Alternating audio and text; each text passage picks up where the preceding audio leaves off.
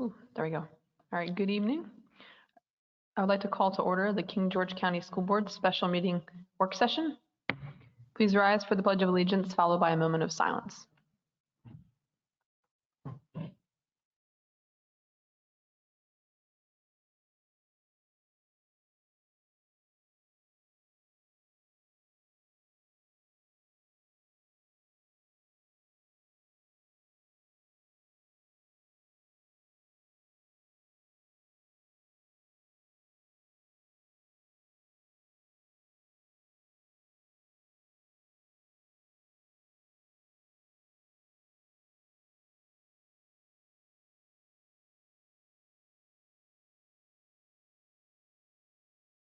Please be seated. All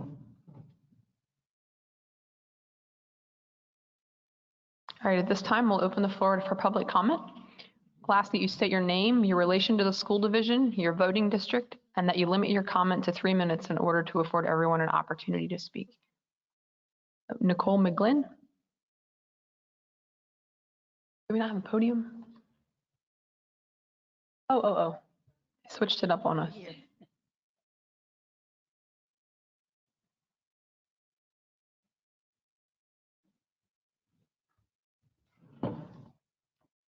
Good evening, everybody. I know this may be a little off topic. I've never done anything like this before, so I'm a little nervous, but your kids will push you to do some really crazy things. I know that prom has been a big issue. You guys may have heard about it or not. I do want to thank you sincerely for the recent post that you guys care, or somebody cares, and that we're trying to resolve the issue for them. Also, just for what you guys have done in our lives, period. The schools have made a bigger impact on not just my daughter, but our entire family, that I will forever be grateful. I mean it when I say you guys were like literally the reason we've lived here the past 4 years, and it's been very rewarding. I do want to say on behalf of some of the parents who had kids that didn't get a ticket, I think it came more from hurt than anger. I think some people think that, there was people who were angry. I don't think, I can't speak for everybody, but I do think it's more so we've watched them come as far as they did, and we hurt for them more than anything. With the recent post saying that, they are on board for solutions and help like that, I just want to let you guys know that we've collected a little group full of volunteers, whatever needs to be done to kind of bring them together that day. I do know that even if they can't be in the venue, or, if we could find something nearby and maybe try to find a way they have like a communal spot where they can at least say hello to each other and see each other's outfits, and even if they have to part ways to go to a different building. So I think that's all. I think those are the concerns I had and the ones that were brought to me by others, and I think we're willing to compromise also, and we're here for you guys as much as you're offering to be there for us, and I'm grateful. Thank you. Thank you, Ms. McGlynn. Mr. Vance, do we have anyone online? No. All right, thank you. Okay, so at this time, we have an action item before us this evening, our health insurance rates for the 2022-2023 year. Dr. Benson. Thank you, Madam Chair, members of the board. The first item tonight is an action item. This was presented at your last meeting as a discussion item. Just a little background, we are relatively pleased that the increase is relatively low as far as our employee health insurance. We do, this item annually usually comes to you mid-budget process because of the timeline we have to prepare materials for open enrollment for our employees. So we have put together for you, as was presented last time, a table with the updated rates. We have absorbed, or we have thus far planned to have the increase covered through the school division budget, the employer side, rather than impact any employment increase or compensation increase we can afford for employees. So with that said, I'm happy to answer any Sorry, questions Dr. you may Benson, have had. where are you looking so we can follow you? I'm sorry. Oh, just on the agenda, the Okay. second page of the agenda. But anyway, appreciate your consideration, and I'm hopeful we can have this approved tonight so we can prepare materials for our employees. All right, thank you, Dr. Benson. Do we have a motion? I move to accept the proposal as presented with the exception that instead of the division taking on the full cost of the increase, that the increase in premium be divided between the division and the employees, such as that you have an equal percentage increase for the division and for the employees. So, Mr. Rolls, I would ask that you do clarify the split you're proposing between the employees and the employer. It is just the equal percentage. So if you need a 3.5% increase to match the increase in premiums, it's just the same for both. Because 50-50 Okay. split. well, it wouldn't necessarily be 50-50. For instance, the school board costs, in some cases, it's like 6 times as much as the employee costs. So if they, for instance, both went up 3%, then dollar amount the school in that case would have, it's going to have 6 times as much of a dollar increase as the employee. They both have an equal percentage increase.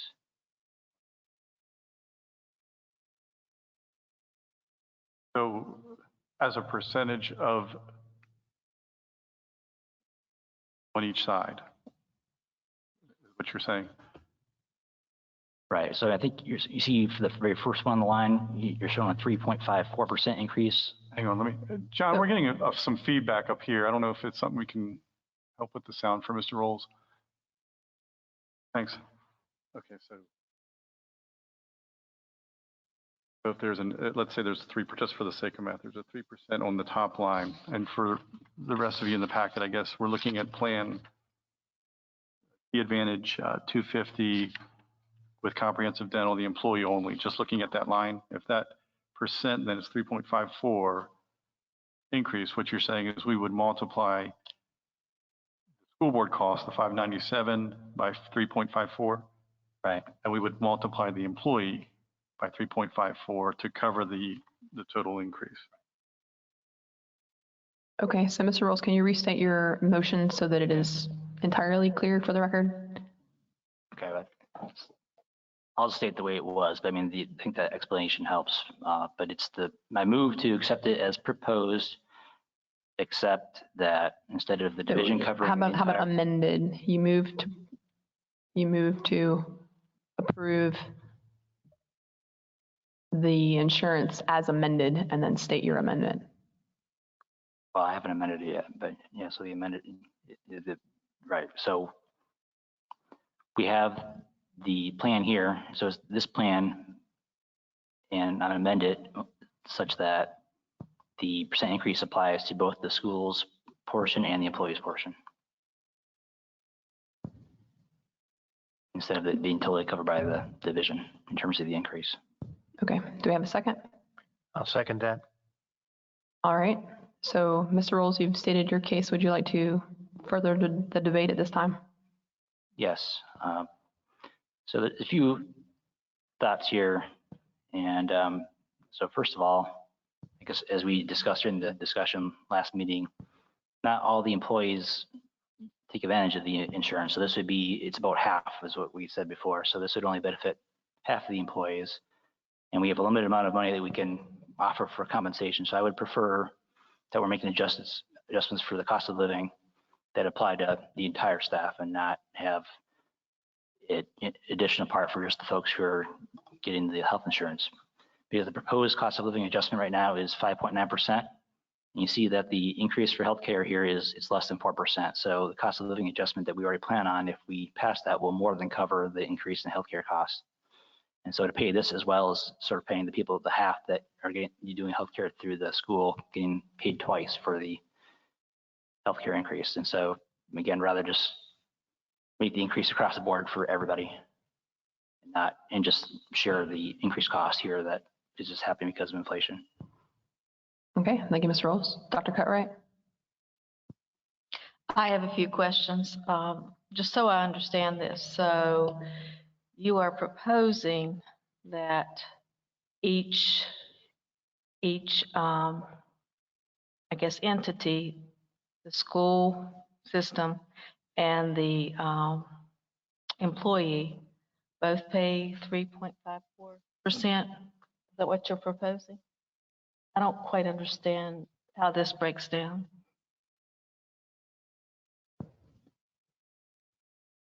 I think, I'm asking either one. well, Mr. Rolls, it was your proposal, so. I believe Dr. Cartwright's question is about the pamphlet here that I did not put together, but my understanding is that when it says 3.54%, that's what we're saying is the percentage increase in the total premium. Okay, so you see there is $24 increase in the premium, so and then we're gonna, the idea was to put that totally on the school board, but if you're make a simple math and say it was 3%, the school board cost is $600, the employee cost is about $100. That would have meant, again, all $24 would have been going to the school board. But with what I'm proposing, if it was 3%, that would be $18 for the school board, 3% of $600, and 3% of $100 to the employees. I mean, they pay $3 extra per month. So the employee pays $3 extra per month, is what you're saying. Roughly. And then the extra money will go towards the COLA, the total COLA. Is that what I'm understanding you to say as well? Since you're wanting to spread this out towards all the employees. That'll be TBD, I guess, when we do the budget. But yeah, there'll be more money available for that, of course, or whatever we decide to put it towards. Well, no, I mean, there wouldn't be an extra amount of money. It wouldn't be a residual amount, if I understand correctly. I mean, what I think Mr. Roll is saying is that the total increase would be shared between the employer and the employee, but would be shared in a manner that is commensurate with the percentage of the total premium that each is paying. Yes. So in the end, you'll have just enough dollars to cover the total premium. The only difference being in this proposal, the employer is paying that cost difference. In Mr. Roll's proposal, it's being shared, but relative to the amount of the premium each is currently paying. Did I say that correctly? So why do you want to share the amount? Because the insurance is a large amount. So why do you explain to me why you want to share this? Well, so taking the example of their first employee only one under the Key Advantage 250, the division is paying about 6 times as much as the employee. So if we increase only the division's cost, then that further exacerbates that ratio. And so, like I said before, versus giving that benefit just to the employees who are taking the health insurance, I'd rather pull that money back and have that to disperse amongst the entire staff. So my question for Dr. Benson is how many of the employees actually take the insurance?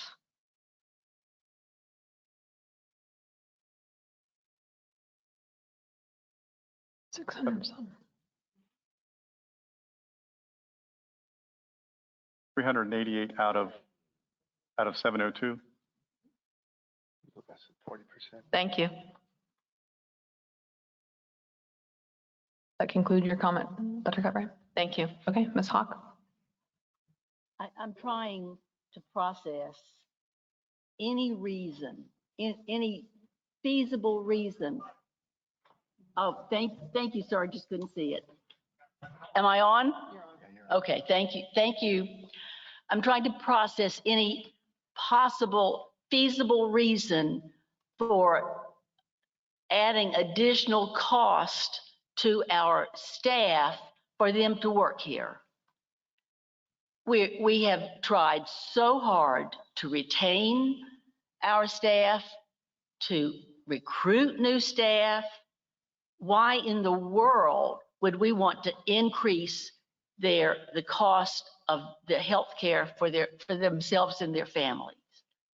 It is beyond, especially at this time of illness in the country and with difficulties with income at all levels. It is beyond me why this would even be entertained. Thank you, Ms. Hawk. Mr. Bush? The one thing I see that could be, there's a negative, there's positive. Yeah, I'm agreeing with what you say. That is a true negative. But the positive in this is, I like what Mr. Roll said, and that is that right now we only have about 40% of our staff that's engaging into the health insurance, and so we have 60% that's not. So by us paying this increase, in a way, we're helping that 40%, but we're not helping the 60%. They have their own insurance, they're making their own choices, they're not in the program. So I'm just saying, equity-wise, there is an equitable concept to your idea, Mr. Rolls, and so I can see that as to be fair and equitable to everybody. But I do agree that it can, even though it's just a small amount of money. Actually, this is really not a money decision, I think, as much as it is a communication to the staff. And you do have the equity thing, which I think is real. We're basically going to help 40%, and the other 60%, have their own insurance. And so whether their insurance is going up or down, or they're changing, or we don't know. But so it is kind of an equitable thing to say, let's share it equally, as to not put the 60% at a disadvantage, although it's so little money. But I do think it does communicate something, even though it's a small amount of money, in saying that, we are trying to support as much as possible. And I know that when I was an administrator, that one of the big questions was always asked is, do you pay my health insurance? That was always a huge question. Well, we pay a portion of it. Well, how much? It's kind of funny, but I would say in about half of the interviews that I would have with teachers, that would be a question they would ask when I would say, you have any questions for me? And so that was a big deal to them, is how much of the insurance that we would pay for. So I'm kind of on both sides of this. I can see the equity issue, but I can also see the communication to the staff about insurance, because if we do this time, what happens in future years?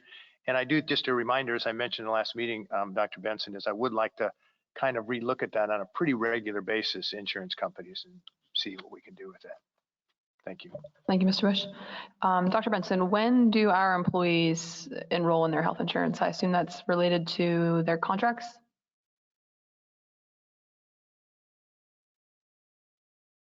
So open enrollment begins May. The insurance company, though, our commitment would need to be received by them Friday. Certainly. So what that says to me is that, in fact, it would not have to be inequitable. We could make this change and all employees would be given an opportunity to select our health insurance as an option for them, in which case it would be entirely equitable to pay the increase for health insurance and have it be equitably provided as an option to all employees. So I don't think it being inequitable is an adequate assessment. And I also think that we should take every opportunity to increase the incentives for our staff to stay, to be attracted to King George, and all of the above. We've gotten, we get a lot of feedback on how other schools have been able to provide bonuses to their employees and a variety of other things. And I think we can all attest to the fact that the last 2 years have been very hard on employees. It's on our staff, excuse me. I think that's a national trend, and I think everything we can do to say thank you to our staff members and show them that we are doing the very best and the very most that we can to thank them and encourage them to stay and attract teachers and qualified staff to King George. So I am not at all in favor of splitting the increase between the employer and the employees in this case. I am fully in support of the school board paying the full increase this year. I think that's an excellent proposal, and I think it's very timely considering where we are. Mr. Rolls? I think we're all in agreement that it's been a very hard 2 years and no one's trying to short teachers at all. It's maybe a little bit of a communication issue. Just the fact that we give this to a subset of the staff, then that reduces their ability to increase or adjust for increased living expenses or inflation for everyone. And so even if we do what I proposed, and if we can stay close at least to the proposed COLA of a 5.9% increase, then even still, for the folks who are on the healthcare plan, they will be spending a smaller percentage of their paycheck on healthcare every month because they got a COLA increase larger than the increased healthcare. So, yeah, obviously this is not to make a hardship at all for teachers or the staff. It's to make it more equitable across the whole staff. Madam Chair, may I comment? Certainly, Ms. Hawk. I think our goal across this board at this point in time ought to be in supporting our staff, from administrator to custodian to educator to whatever role one plays in this system. We struggle to get counselors, to get bus drivers, to get any role in this school system. Our human resources, our administrators in all the buildings would do, I mean, anything they could to support any additional benefit. And the fact that you're saying that, well, it's okay to take away just a little bit is not an appropriate response. Dr. Benson, refresh my memory in that if an employee chooses to not take insurance, are they, is there any additional income that comes to them? There's a $20 a month award, not an award, but Income. compensation. And that reduces the issue of the equitability, if that's a word. But the idea, I suspect, and I certainly don't want to speak for any staff, but if I were a staff member, as I was for 25 years, I would be furious at the idea of reducing the care that I can provide for my family. Thank you, Ms. Hawk. Dr. Cutright. Thank you, Madam Chair. Just recently, I spoke to a teacher in our school division, and she explained to me all the struggles and difficulties that they're currently having, specifically with the achievement gap due to the fact that we've been shut down for 2 years. Teachers have a very difficult job. And I agree that we need to give teachers and staff every incentive to teach and to come to this school division. I know it's a small amount, but at least it's very important. And I have to pay a huge amount for my own insurance, and I know how costly it is. Even $20 could be even expensive with inflation the way it is. Thank you, Madam Chair. Thank you, Dr. Cutright. Mr. Bush. Yeah. First of all, I agree with all that, especially the communication that it would give to the teachers and the staff. I agree, even though it's a small amount. Again, like I said before, I don't think this is a money issue. This is more a communication issue about our support. But I do think I understood what you said about they can choose to take our insurance and not take our insurance, and the enrollment is coming up soon. But I know that a lot of I'm assuming, because of so many working at Dahlgren and other places, that sometimes their spouses probably have the insurance and they may be under their spouse's insurance. And a lot of times there's contracts related to the insurance. I do think there's an equity issue, but there's so many, each one has a different story. They may be in the middle of a contract they couldn't change for a year. They may be able to drop out with a penalty. They may be able to continue. They may be able to start this, but then it would affect their husband's insurance. So there's a lot of things. So there is somewhat of an equity issue, but I don't think it rises to the level of the negative communication it would give to the teachers and the administrative staff. But I do agree, Mr. Rolls, there is an equity issue. And it's like, this is why I would like to revisit this pretty much, if it's all right, in terms of the company that we contract with on almost a yearly basis, because it changes so drastically. Not that we would always change, but that we'll always check and get some ideas of what other companies may charge us. And how wonderful it'd be is if we find out, which would be extremely rare, I'm sure, but there's a company that somehow will charge us less and we could even give more for the teachers for this. Anyway, that's my opinion. Thank you, Madam Chair. Okay, thank you, Mr. Bush. So one comment, I think, I understand the fact that insurance policy coverage option times don't always overlap, and that is a factor when people are, say if you want to choose this, but they're already covered under their spouse's insurance elsewhere, all of that's a fair argument. I don't think it's appropriate to assume that all of our employees have husbands that are working elsewhere. And many of our staff members are in fact men and maybe the primary insurance oh my goodness, the word is failing me. Yeah, buyer for the family, right? So I think that's a consideration. I also, if we're talking about equity and purely, I mean, this is a financial equity topic.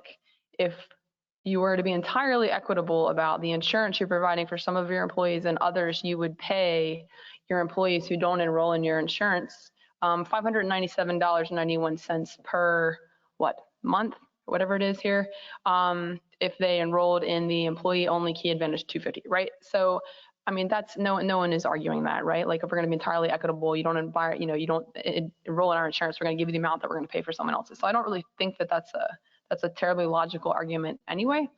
So, I mean, back to the original point, I think it's insulting to staff, especially this year, to say we don't want to pay for this increase.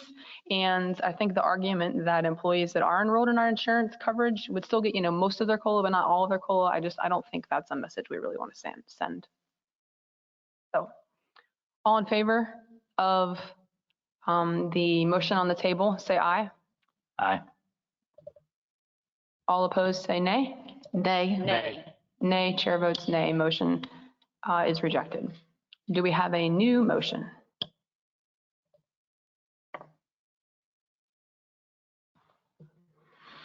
I propose that we accept the Dr. Benson's proposal for the increase in costs for the staff, the percentage increase that the school division pays for it. Do we have a second? Second. All right. Any further debate? All in favor? Aye. Aye. Aye. Chair votes aye. I'm sorry, Mr. Rolls, did you vote? Aye. Oh, okay, thank you. All right, chair votes aye. Motion carries. All right, moving on to our discussion item this evening, our 2022-2023 budget. Dr. Benson. Thank you, Madam Chair, members of the board. I appreciate the board's willingness to come together today and just to publicly catch everybody up as to what is in play this year as we try to craft a budget for our Board of Supervisors to consider. Currently, we are awaiting a state budget that will, right now they are adjourned, but I understand they are coming back, and the governor, from what I understand, just issued a directive that he expects a budget in place, or a budget that he can review, I guess, by April 4th. So we'll hang on for that. And I say that because that piece is critical to our revenue. As we know in Virginia, the funding of the school divisions is a shared responsibility between the state and the locality. And so we really don't know what is necessary from the locality, in our case, our Board of Supervisors, until we know definitively what will be provided by the state. And this year, in particular, the two budget bills that have been presented in the House and the Senate, respectively, are quite a distance apart in terms of dollars. And so there's a good bit of clarity yet to be understood by us before next Wednesday when we go to the Board of Supervisors. But nonetheless, I wanted to give you the very latest. And so what I've done for you, there are 3 amendments to the budget as was presented previously. The first is the House of Representatives budget bill provides for a 4% employee increase. The Senate bill provides for a 5% employee increase.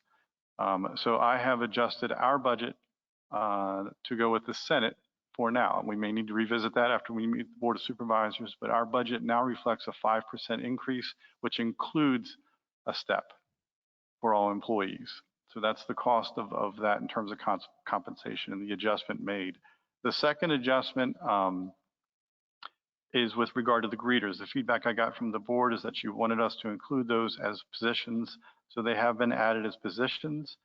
And so that cost increase from approximately $65,000 to, with benefits, $133,000, that adjustment has been made in this draft of the budget for your guidance. And the last one is we did notice that in the instruction unit, one of the figures specifically for instructional software, secondary instructional software, did not get picked up from the budget builder into the budget book. So that adjustment has been made on page 22, from page 22 of your budget book. That's about an $86,000 adjustment increase to the budget. But those are the three adjustments that have been made in this draft. My hope was to give you, on the expense side, my hope was to have information for you on the revenue side that would help then define our local ask of the Board of Supervisors. But instead, what I have done in your presentation on the revenue summary sheet, and actually I want to make sure that the two are similar. I passed out a second version just to make sure we're looking at the same thing. But on this page of the revenue summary, you'll see I've added columns. I've added columns, one for the House, one for the Senate. And each then I've calculated the difference for your review. And as you can see then, for FY23, the House state revenue would be 31.4 million. In the case of the Senate, it would be 34.6.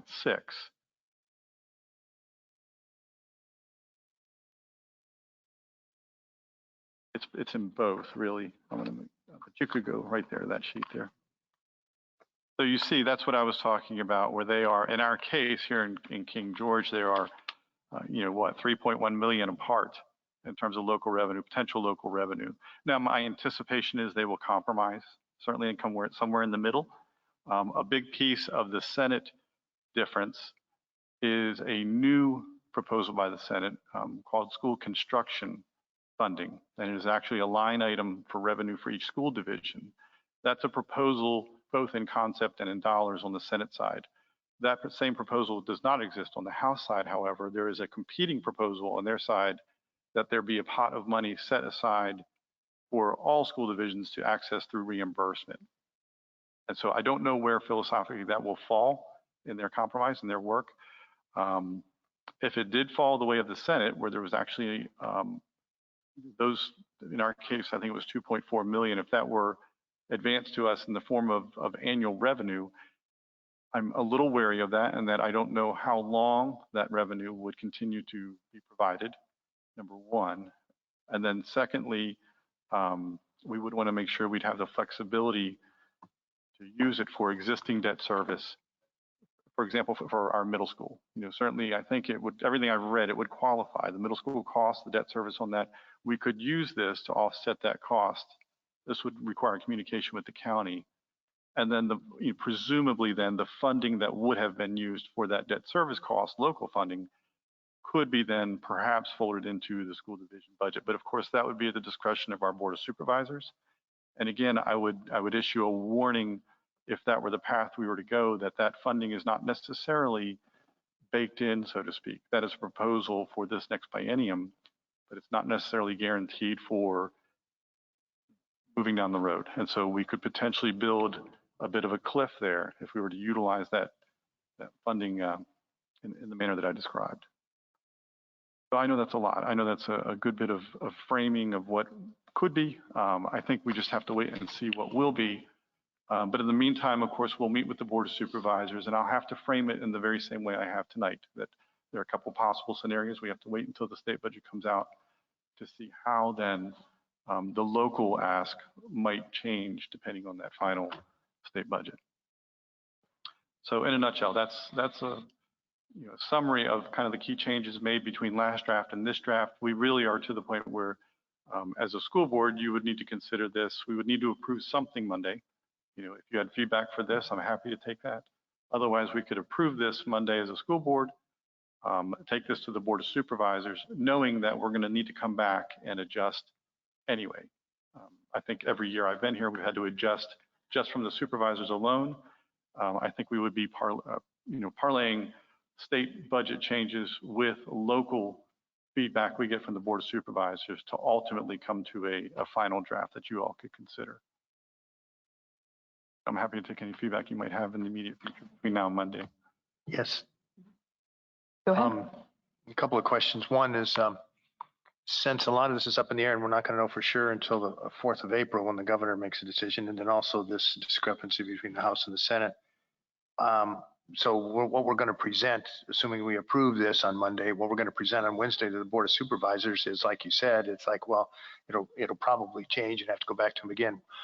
Why don't we, because my understanding, even from the Board of Supervisors, they're not sure of revenue either. There's a whole lot of questions up in the air with them.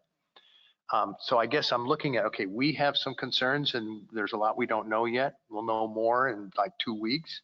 And I know that's pushing things. And the Board of Supervisors is the same way. Why not postpone the Wednesday meeting with the Board of Supervisors? It makes perfect sense to me. The only thing I would need to check is if there is a statutory requirement that a local school board needs to present to a local council or Board of Supervisors, by a certain date. Yeah. That would be the only.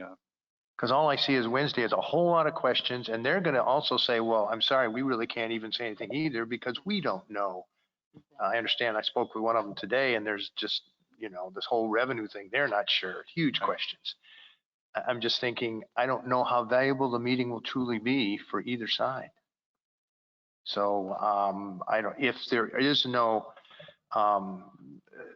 consideration where we have to present something with a certain timeline, I don't know, maybe make it in the form of a motion. Obviously, we need to talk to the Board of Supervisors. So I don't want to necessarily make a motion, I guess. A communication. I can communicate tomorrow with the county office. Yes. If it's the want of the board. That would be my opinion, is for you to go to them and see, wouldn't it be valuable for both sides to postpone this maybe a week? I don't know. It would make sense. I just, again, if there's something in statute that prevents that. Right, I understand. Then of course we'd have to move forward. I agree. With that. So that would be my recommendation. I don't know if it needs to, is that Dr. Benson go to the Board of Supervisors. And if there's nothing in there that says that we have to meet with them, let's postpone it at least a week. Do you need a motion for that, Dr. Benson? I don't think so. I can just communicate. I'll say, why don't we continue the discussion and see where we land on the subject? Sure, that's just my, Okay. thank you, Madam Chair. Ms. Hawk? I concur with the idea of postponing it if it's legally and if Board of Supervisors considers it an option. If they want us to meet anyway, just to see what we've got, we'll certainly be glad to do that. But on the other hand, we're all going to have to do this over again. So it seems reasonable not to take up their time or ours if it's not appropriate to do so. Dr. Cartwright? I'm in agreement with Ms. Hawk and Mr. Bush. However, the Board of Supervisors may want to see all the items that we have in the budget. And I think Dr. Benson can certainly take care of that tomorrow and let us know. Thank you. Mr. Rolls? It makes sense to me for Dr. Benson to have that discussion and go from there. Okay. So I guess my only thing is that, I'm confident, right, based on past experience, that they will have lots of questions about a lot of the stuff in the budget. And I know they peruse through the budget book and the budget builder, and they have a lot of questions. And perhaps this could be an opportunity to give them ample time to kind of process a lot of the information that's in there. I think sometimes when we've done in the past, right, some often haven't gotten the budget until like that night. So I think this might be an opportunity for like additional conversation. They'll have lots of questions that for, why we have, the additional staffing or like, positions this year and all these sorts of things, and all those conversations. And I am inclined to believe that the more of those conversations we can have with them, the better the more advantage there may be to that. So I'm not like, totally sold over either one, but I think there would be advantages. So, I'm all for you finding out from them tomorrow, but I think we could actually use it to our advantage to have a discussion with them about the budget, because the budget itself isn't really going to change, right? It's just going to be the dollar amounts and their decision about how much they're going to fund. So their questions about the budget itself would largely be the same, right? So it's an opportunity for us to get ahead of the curve. I think that's an important point, is that we're ready to present the expenditure aspect of the budget, so to speak. The only piece that is up in the air is out of our control. and that is just the state revenue piece and how that impacts then the local ask, really. That's the primary missing piece. But from an expenditure, you're exactly right. From an expenditure standpoint and from proposal, we're certainly ready to go whenever they feel it's prudent. I do recognize there's merit on both sides. And so I would expect questions about the balance of our CARES Act funds, right? They've historically in the last 2 years tried to, even though they're, the CARES money, the ESSER funds, like they're for specific things, that has been the case all along. And there have still been questions about how we can leverage our CARES and ESSER funds, right, to make up for other budget shortfalls. Are we prepared to answer those questions, perhaps have balances available, something along those lines? If your agenda would allow, I guess that's, you'd want to make sure if you're going to entertain a discussion on CARES funding as a topic, you'd want to certainly make sure that it's on both the county agenda and the school board agenda. Right. I understand the potential interplay between an operating budget and potentially CARES funding. I get a little concerned because CARES funding, much like that construction funding, is one-time funding. And so costs that would be covered with CARES funding, we would want to be very careful, I think, as a school board and really as a county too, to not pull that money in to cover recurring costs. Or if we did understand that recurring cost is going to come due with another funding source at a year down the road.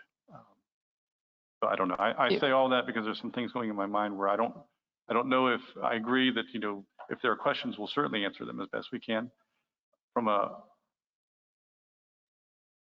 possible, I don't want to conflate one with the other or confuse, the operating budget, which is the primary, question on the table, with then the CARES funding, either at the county level or the school level. Right. Yeah, I certainly didn't mean to imply that we wanted to conflate the issue or confuse it. I was wanting to get ahead of potential questions about how we were going to be offsetting them when we don't want to, right? Because that's not the intent. So anyway. Or it's not that we don't want to necessarily, but I think it's a matter of just fiscal prudence to be very careful not to. Oh yeah, right. Not to utilize dollars in that fashion, at least without not recognizing and leaving a legacy of communication to perhaps a future board that, hey, this bill is coming due. You have to keep an eye on that in future fiscal years, because potentially we'll hit a cliff where the money isn't there. It's not baked into any kind of county or state formula that would be there for the next year. It's similar to, and part of the compensation increase going to 5% in this budget is, remember, this month we are awarding a step increase to employees. That was an unbudgeted cost. That was a cost that is being covered this fiscal year with lapse or breakage, and so that now is rolling forward as a cost in the next budget year. So we're starting out of the gate with that cost for that increase. So similar, I guess, fair warning. That we just need to be prudent about looking forward. If whether it be CARES, whether it be breakage, whether it be any kind of funding source that's relatively one time, you just want to be very careful utilizing that for recurring costs. Certainly. Mr. Bush? It's going back to the first thing. It's a small thing, but it's actually kind of big.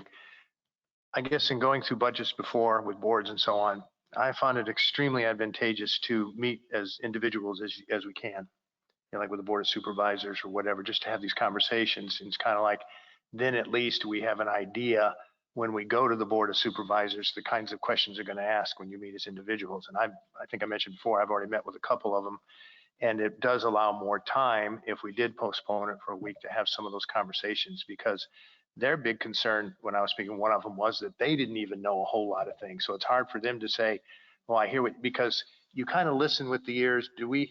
Here's the expenditures. It's maybe more than what we thought it should be, and yet we may be getting less or whatever. And so they listen with those ears.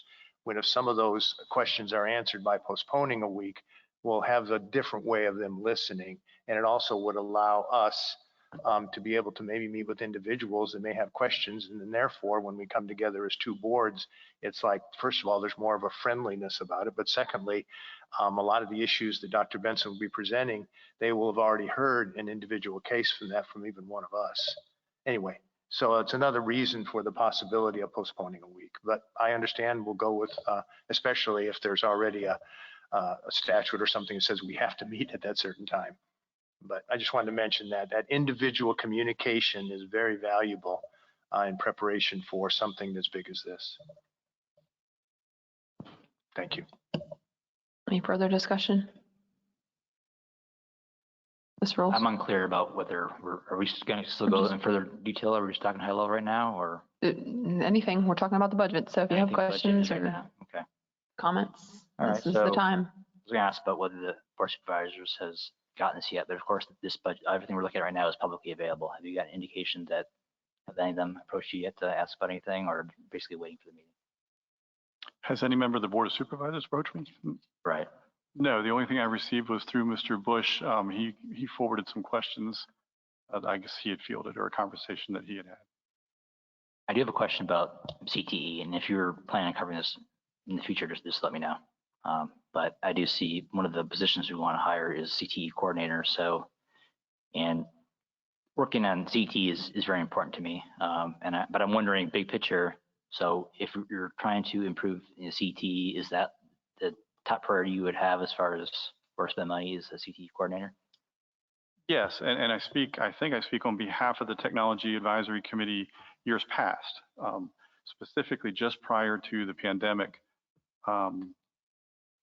There was a great want to expand CTE offerings, and that doesn't necessarily mean build CTE facilities necessarily, although that would be very nice, but to look at creative ways that we could increase CTE experiences sooner than would be allowable through new construction, that type of thing. And so we did have a person, representative from the Virginia Employment Commission, the Junior Apprenticeship Council in particular, came out one night and presented opportunities in that avenue. We actually did a visit.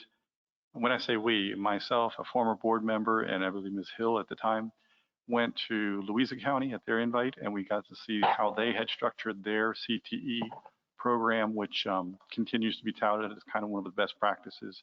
And one of the key strategies they talked about was to dedicate a position to someone who could reach out, develop those partnerships locally, work to counsel students into placements such as internships, externships, those types of things. And so that want has been in our budget, I think, probably 3 consecutive years.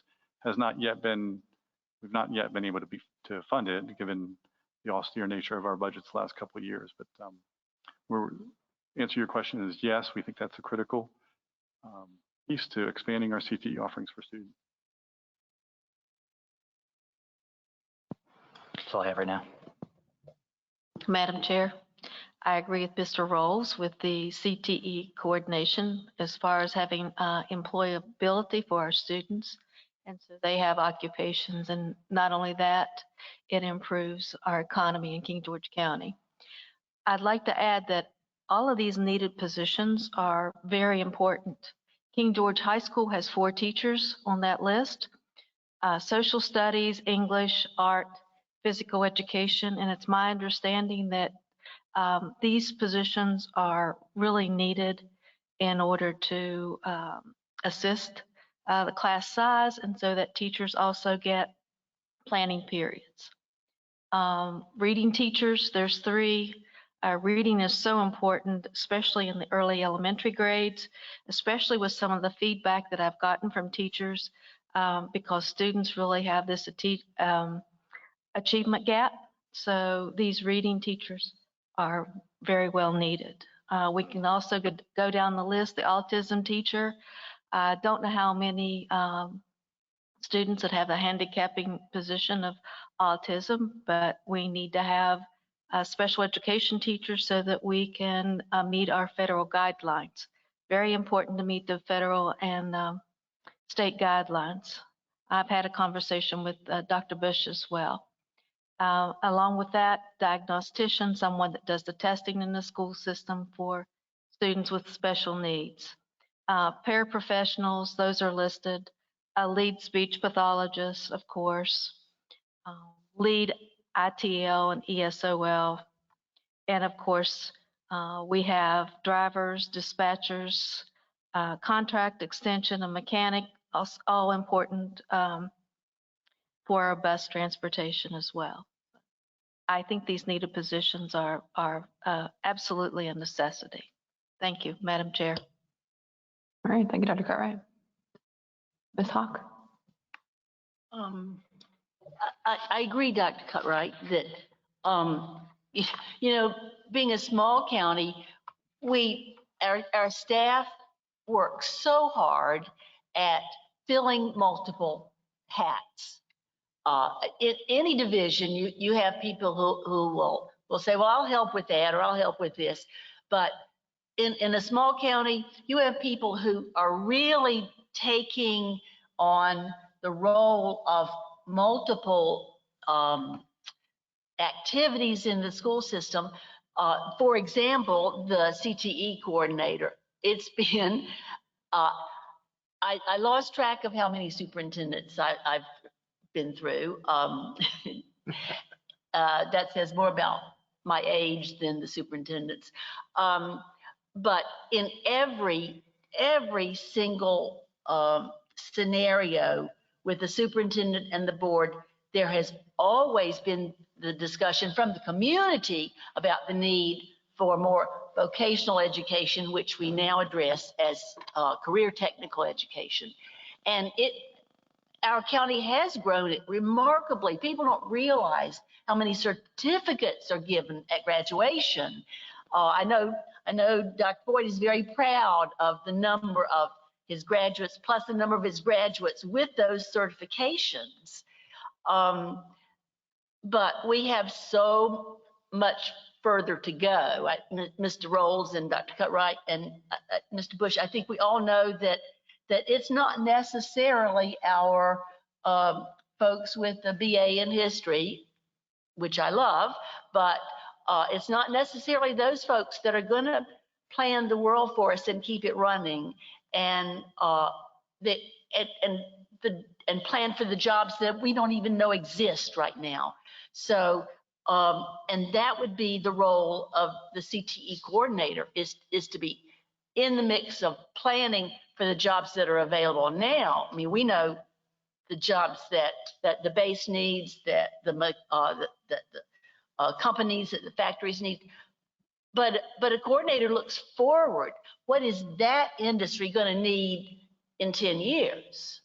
And I think that's a remarkable piece that places like Louisa or the Northern Neck or I've been down to Danville to their community college CTE program, that it's remarkable how far ahead of the curve. They're joining with GM and a lot of the larger companies to produce what they say they need. And so I think each position in this list is essential. I think you've paired it, and I know the administrators have paired it and paired it and paired it, but we need every spot on this. And I'll say one more thing about our greeters. And people may tend to bluff that off a little bit, but at our elementary schools, we call them greeters. What they really are is the first level of defense. When someone walks into our elementary schools with a weapon or bad intention, the first person they're going to meet is the greeter. And that greeter is willing to step up and try their best to stop the intruder, to protect the children and the staff. We need to know how important each role is in our division. Thank you. Thank you, Ms. Hawk. Ms. Bush? Yeah. Practical question, Dr. Benson. If the Board of Supervisors comes back and says, there's no way we're going to do this, you're going to have to cut, they may even give us a figure X amount. Do you, in past years when you presented this, are you already thinking in your mind about, because I'm assuming that a lot of years they don't accept what we're proposing. That's my assumption. That's usually true. So in your mind, is there ideas of, let me ask in the past rather than now, in the past, what areas did you generally have to cull down or trim a little bit? I'm just curious, was it in salaries? Was it in maintenance? You know, just what generally were some of the areas that were in the past we had to trim down in order to meet the demands of the Board of Supervisors? It's a good question. And first, let me, I don't think there's ever been a time a Board of Supervisors not accepted what we've presented. I understand fully, and I think we all do, that they have competing Sure. needs. We have fire and rescue needs in our county. We have sheriff's department needs that they have to balance and you know, allocate dollars as best they can to address as many needs, you know, as they can. Sure. That said, undoubtedly each year there are needs that regrettably need to be left on the table, not just by the schools, but I'm sure other departments as Right. well. To answer your question, I think most recently we've done our very best to try to, I'll come back to you with recommendations in terms of how to make things balance from wherever they are. A lot of times the recommendations are predicated on how big of a cut, so to speak, or Okay. an unfunded gap exists once the Board of Supervisors makes their decisions. If it's relatively large, then sometimes it has impacted you know, the employee compensation increase we've been able to afford in combination with perhaps some other things. So it's tough to say generally where, but I try to look for, you know, I go back to staff and I try to get their input about if we had to cut, you know, Okay, what would good. be of greater priority than what you've proposed kind of thing. That's They're all excellent. needs, That's but I'll bring that back to you all for your consideration. Good. I like that. I wanted to hear some of this because that's what in my mind, I didn't want to tell anything. Just you know, going back to the administration and the staff and say, okay, we have got to make some changes. What do you recommend, rather than it being a decision? Let it come to us after all that. Second question is, has there ever been something like the Board of Supervisors just actually makes a recommendation? Hopefully that hasn't happened, but, and someone may be listening now, but I'm not saying this negatively necessarily, but where they say, you know, this is one area where we feel as though you're going to have to make it. Have they gone to that level of recommending where we need to make the cuts? No, and I think that's a very positive testament to our Board of Supervisors. It is. Even when there's been you know, disagreement over the request in general, I've never known a Board of Supervisors to go so far as to recommend to get in your swim lane, so to Good. speak. You know, I think they've respected and reserved that autonomy to the school board as it should be. And I can remember early on in my tenure, such a suggestion being made about merit pay or something like that, and quickly one other supervisor said, "Hey, you know, that's kind of not Let our them swim do lane." that. And, Yeah. and they acquiesced and understood that. Yeah, So that's good to hear that. One last question is this, the greeter thing, I'm wondering why, because I agree with what Ms. Hawk was saying, is they are the first line, and you look at all the issues that have happened in schools when someone has come in and done harm, and a lot of times it is those first people that they meet. I wonder why we don't put that under security. we don't put The greeters as part of, we call them greeters, but isn't it really security? It is. I think greeters was just more of a family-friendly Okay, approach to it. You know, the inception of the greeters was shortly after Sandy Hook. right, We realized at that time, all of our facilities, we really didn't have a door entry system like we do now. And so we needed, because of the setup, the physical setup, oftentimes, you know, the office was enclosed and the line of sight perhaps wasn't there, or those reasons. That's why we then employ the greeters. You know, isn't there any funding for security or help with that? there's a state grant for security equipment, but not for personnel costs. Okay. So, and we've received, you know, out of the 6 or 7 years they've had that, Right. probably 3 of the 4 years we've received funding. It's competitive. So some years we do and some years we don't, but That's we not, have leveraged those dollars to provide that's not cameras. SROs or anything like that. No, the SROs are all the sheriff's department. So the They're all sheriff's assigned. department pays their salaries. Correct. That's what I thought. Correct. Wonder if they'd be willing to help with the greeters. I'm sorry. It's all county money, Right. so I don't know why. Well, it's a thought. Well, it's all from one pot. I think that's, you know, it's all locally funded. And Yeah. so whether that local funding flows through the sheriff's department or the schools, or whatever the purpose may be, it's kind of a 6 1/2 dozen. And a side question, is there any training for I know there's some initial stuff for the greeters, but is there any security training for them also? I don't know that we've done that before. So that's a good suggestion. Okay, that's a side thing. I'm sorry. Just, it's important. Dr. Benson, may I respond? In previous years, before we had greeters, our school secretaries would have been in that first position. And the Virginia State Police and some of the academies had training that we would send staff to, as well as our counselors who would typically be called. And so we've done that for with the interaction through law enforcement, and the training has been fabulous, just wonderful. So that might be another option to pursue. So I would add, the question about where areas have been cut in the past, when the counties come back with, the final number for the budget. I mean, I think the discussion about the CTE instructor is a classic example, right? So that's a non-insignificant cost. And in the past 3 years, longer than I've been on the board, it hasn't been funded for just those reasons, right? So I think that's an example. And I, all of these line items, whether it's staff salaries or instructional requirements or health insurance or all, bus drivers, transportation, all of that, all of those investments are investments in our students and in our education. And I've actually recently been doing some research through the publicly available data for Virginia to look at school investments per pupil. And King George County is actually has one of the very lowest per pupil investments in the state. And I'm compiling all that, and I'll send that to all of you just for informational purposes, because I think it paints a very informative picture about the funding levels for public education, public instruction in the state, and specifically in the county.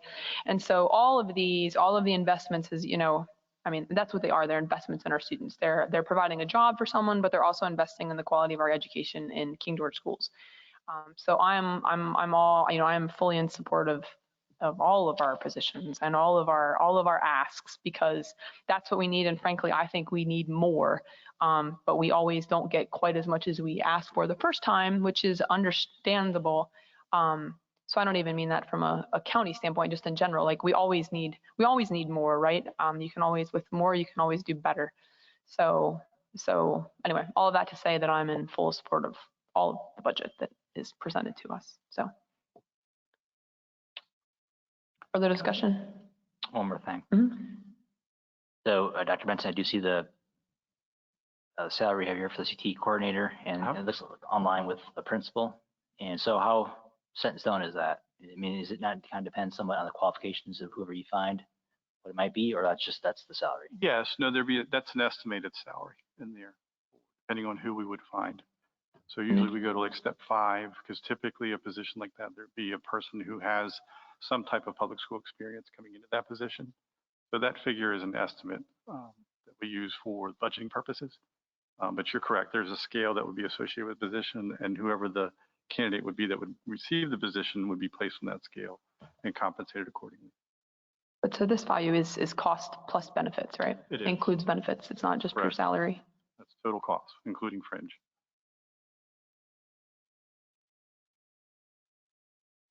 All right. I just wanted to button it up, because I think I wanted to take you to the very last slide in the presentation.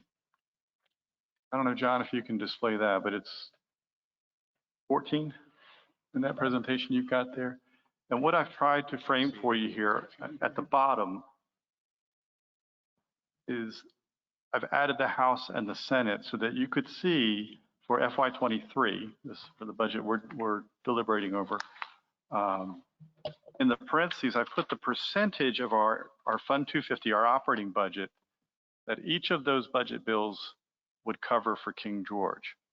Okay, so you see with the House's budget bill, the local ask equates to 42.2%. And in the Senate's case, albeit it has 2.4 million in that construction money, so that makes a big difference, it drops down to what, 36.6%. I've also put our local composite index right next to that. as a frame of reference, because I want to remind everybody, this board and everybody listening, that in Virginia, this local composite index is a theoretical construct that's used and it's calculated for every division. And so what it tries to do is to inform each locality that based on your assessed property tax digest, based on your local sales tax income, and there's a third piece, your median gross household income. Based on those three factors, they use those to calculate this 4-digit statistic for every locality in Virginia. And what it says is basically for every dollar for education in King George County, 38 cents should be derived locally in the case of FY23. Now you'll see in the last biennium we were at 37 cents. So we've gone up, 1% basically. So it's essentially saying that 38% locally should be borne locally to be equitable with other localities in Virginia. And so when you look at our percentage based on the proposals, you'll see that 38 falls in between the Senate and the House proposals as a matter of percentage. So my hope is that when the state compromises, we then fall relatively close to that 38% that we're asking locally, they support education. And I think that, in a macro, from a macro perspective, that helps to then justify the fact that our ask is not just out of need alone. It really is in line with what the state's own funding scheme proposes, at least for our locality, as a percentage of the local budget or the percentage of the budget as a whole. So I don't know. I think that's an important thing to look at and not overlook. That the local composite index does help inform and help benchmark, where we should be locally in terms of supporting educational costs. Thank you, Madam Chair. Certainly. And I guess I would add to that for just informational purposes for any of the board members who perhaps are new to the process, but so the local composite index is the recommended what this state deems equitable, but that doesn't mean that the county is limited to that amount either. So there are many localities, many across the state, that invest significantly more than their local ask in their schools, and that's how you get higher investments in your students. So anyway, that's just that's a additional fact. So,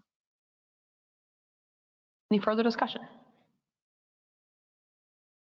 Okay, so we started this discussion with the contemplation about the desire or recommendation for the meeting with the Board of Supervisors on Wednesday.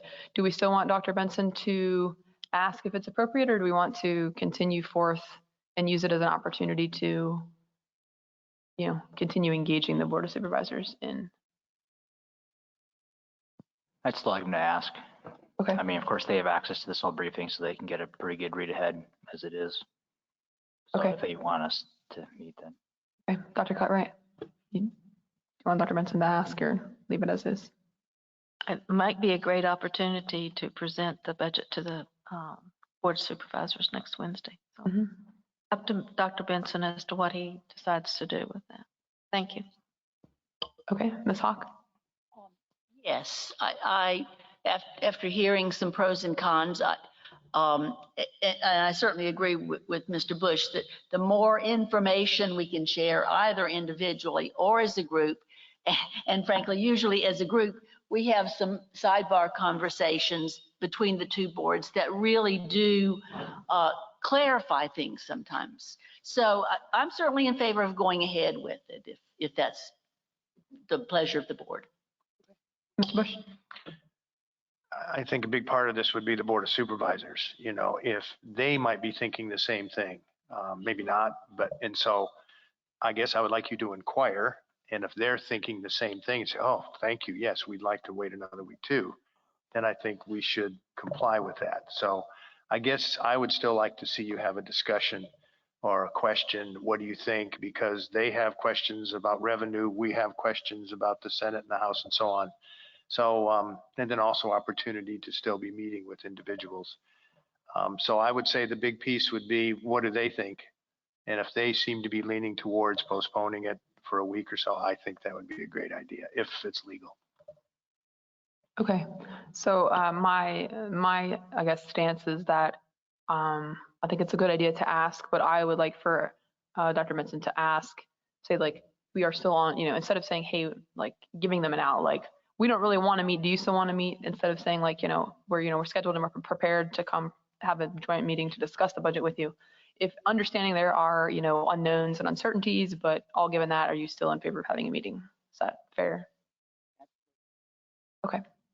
All right. Okay.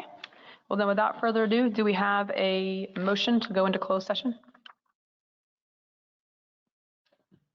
I move that pursuant to State Code 2.2-3711.A.1, for the purpose of discussion, consideration of prospective candidates for employment, assignment, substitutes, and resignations of employees of the school board, we go into closed session. Do we have a second? Second. All right, all in favor, say aye. Aye. Aye. Chair votes aye. We're now in closed session.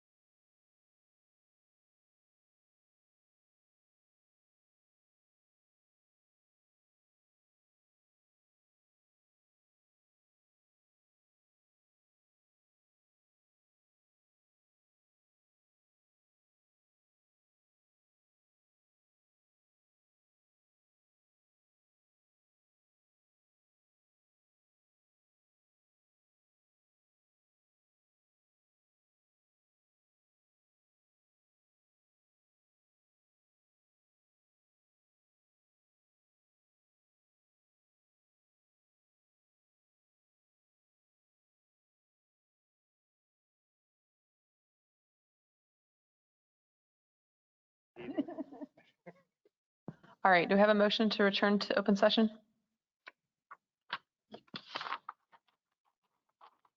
I move that the King George County School Board return to open session and certify that pursuant to State Code 2.2-3712.d, only public business matters lawfully exempted from the open meeting requirements under this chapter and only such public business matters were identified in the motion by which the closed meeting was convened were heard, discussed, or considered in the meeting by the public body.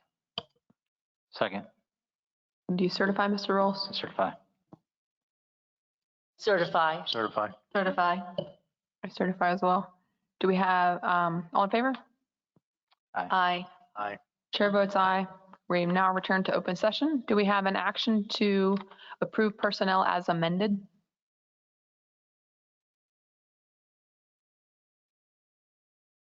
I move that we approve personnel as amended. I'll second. All in favor, say aye. Aye. Aye. Chair votes aye, motion carries. We have a motion to adjourn. I move to adjourn. All in favor, say aye. Aye. Aye. Chair votes aye, motion